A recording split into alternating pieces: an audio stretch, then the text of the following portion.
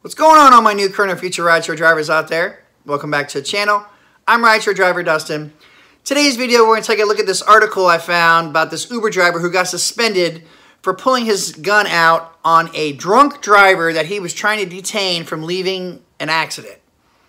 Now, first and foremost, we all know it's against Ubers and Lyfts terms of service to carry any kind of firearms, knives, tasers, the whole 9 yards. We all know that. Now, with that being said, that is some bullshit, okay? If your state allows you to legally carry, then by all means, if you have your permits, please make sure you protect yourself by any means you feel is necessary. Because guess what? At the end of the night, it's up to you to ensure that you make it home at the end of the night. That little emergency button Uber has, that ain't going to save you. Ain't no one going to get there in time. The dash cams, while highly recommended, what are they going to do? They're going to record all the incidents that happen so that you can take that and show it to the police, but it's not going to save you in your time of need.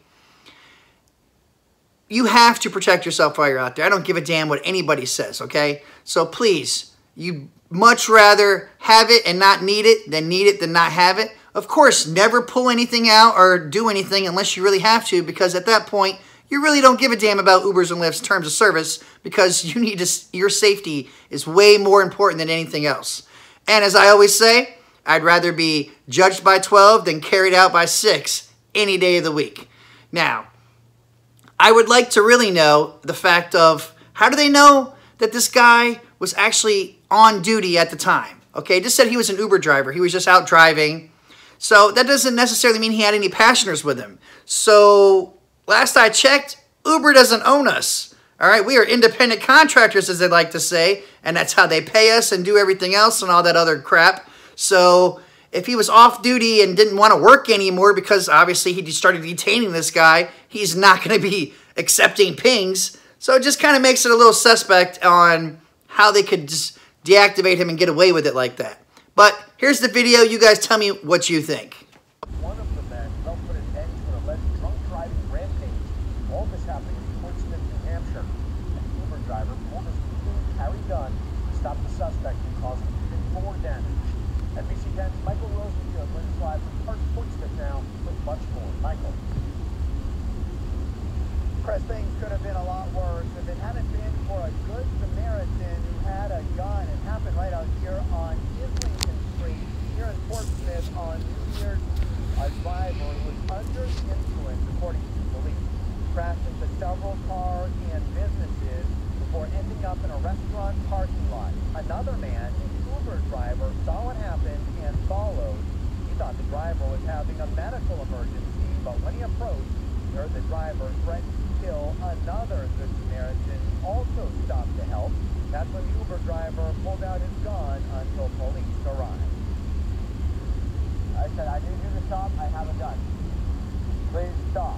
Turn off the engine. Because at that time, he was still trying to back up. He looked at me and asked me why I was freaking out. And I just told him, I asked him, do you know how many people could have gotten hurt tonight?